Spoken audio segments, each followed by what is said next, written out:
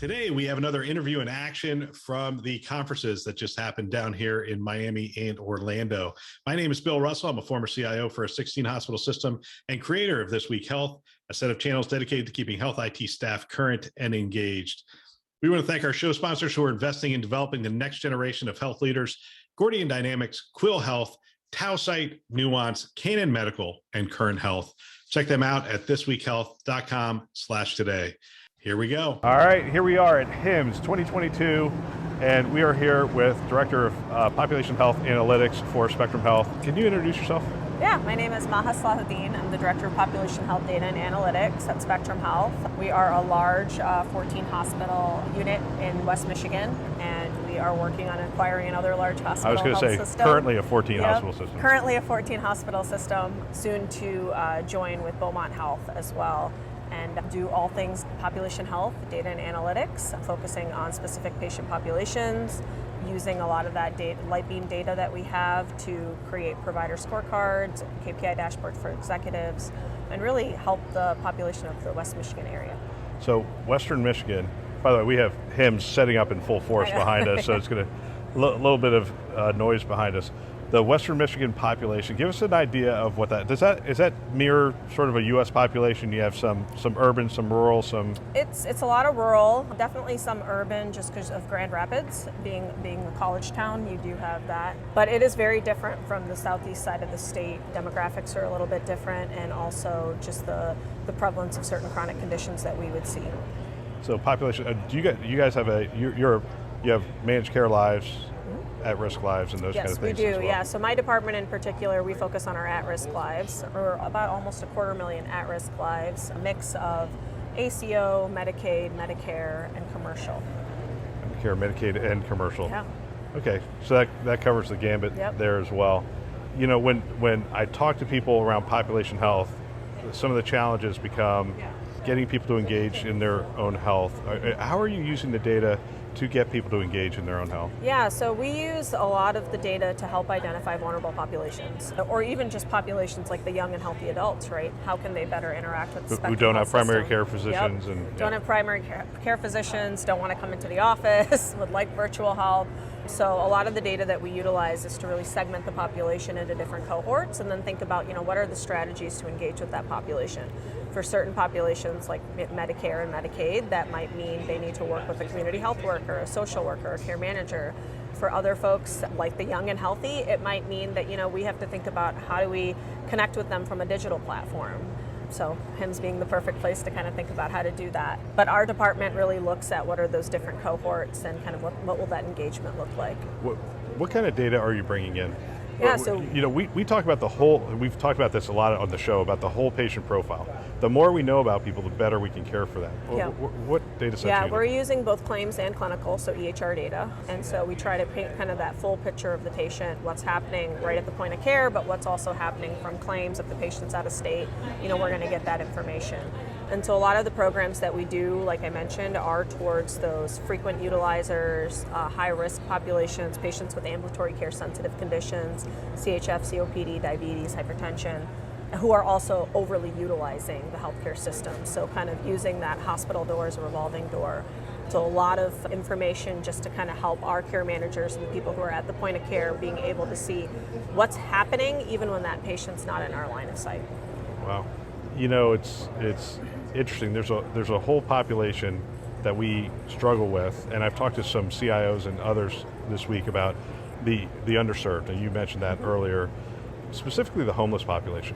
From a digital standpoint, do we see them well? I mean, can we get enough information on them to care for them well? Yeah, so it's funny you mentioned that. We actually had a pilot that we started with one of our community organizations to look at housing for some of these frequent utilizers who happen to be homeless. And so we did a pilot with a clinic that is primarily Medicaid, and we worked with our health plan to essentially secure housing for these patients. And what we've seen as a result of that is fewer ED visits, right? Those patients are not going to the ED as frequently.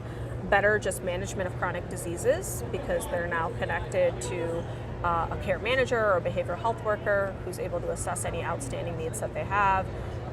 They help with transportation. So if the patient does need to go to a PCP appointment, they have some sort of way to get there. And so definitely a big opportunity in the area that we're in. And the pilot that we started is relatively small because it's just one clinic, but we've seen really good success. So we're looking forward to kind of rolling that out. Is there a good flow of information from those partner organizations? Because you mentioned a bunch of organizations that probably are not within your health system.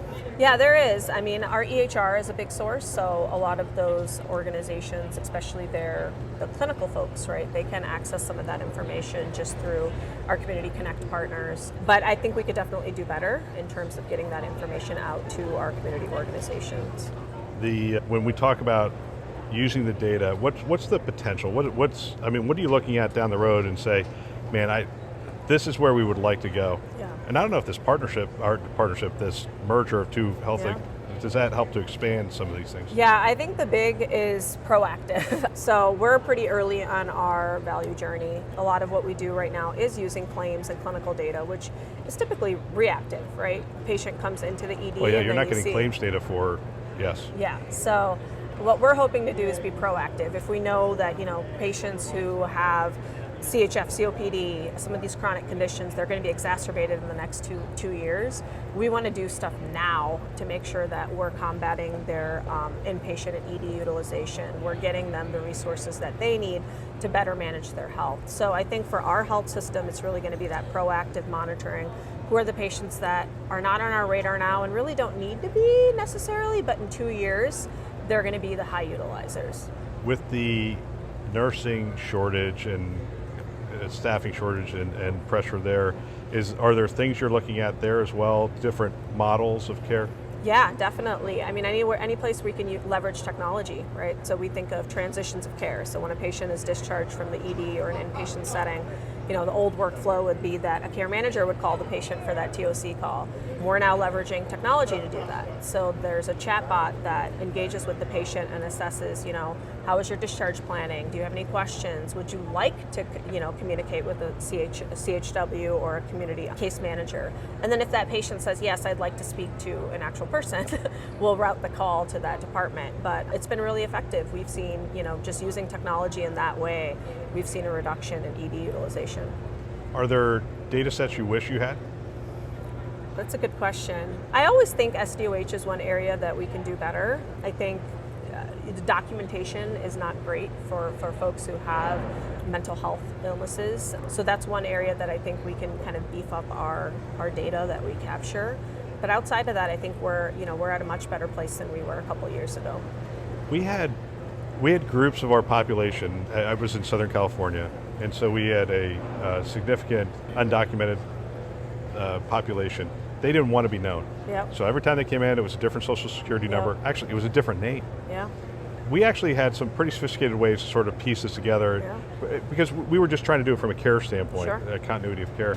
Do you have similar challenges, or is Michigan a little bit shielded from that kind of thing? Yeah, we're a little bit shielded, I would say, from that. But I do think, we have to be creative about how do we connect data elements that are coming in where the member ID is not the same, right, from the different data sources. We do a pretty good job in terms of being able to match those records up. Lightbeam actually has a really good patient matching tool, so they'll think about things like, patient's gender, date of birth, address, right, and kind of use those factors to, paint the picture of, yes, this is the same person.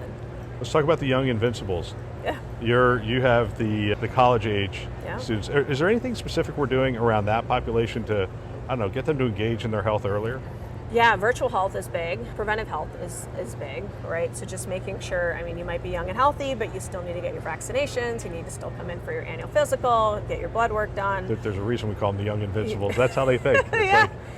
But yeah, I would say preventive is really big, and then virtual. What we've seen, especially with COVID, and is that, folks want to do telehealth, and it works, and they don't have to spend 20, 30 minutes driving back and forth to a doctor's office, sitting in a waiting room.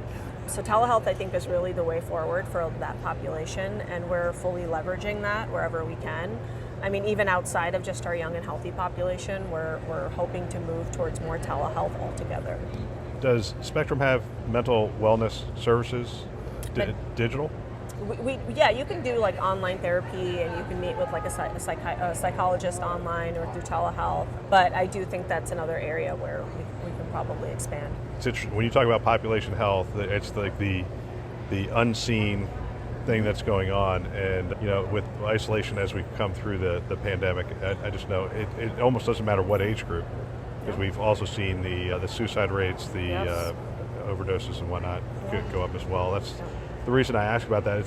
It's interesting when you say population health. It covers such a broad area. Absolutely. It used to be so hard to define it. People were like, population health. I'm like, what does that what does that mean? But it sounds like we have a lot more focus. We're using the data to really help that population to live healthier lives. Yes, for sure. Yeah, I mean, I think for us, especially because our Medicare population, right, we know kind of what are the main areas that we need to focus to bring those costs down.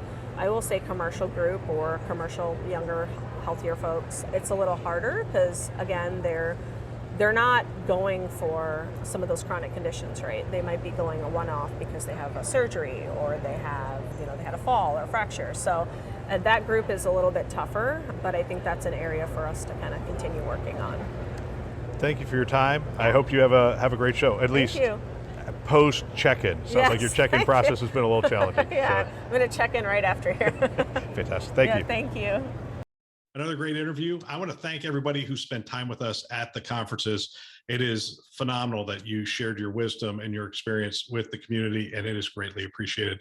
We also want to thank our channel sponsors who are investing in our mission to develop the next generation of health leaders: Gordian Dynamics, Quill Health, Tausight, Nuance, Canon Medical, and Current Health. Check them out at thisweekhealth.com/today. Thanks for listening. That's all for now.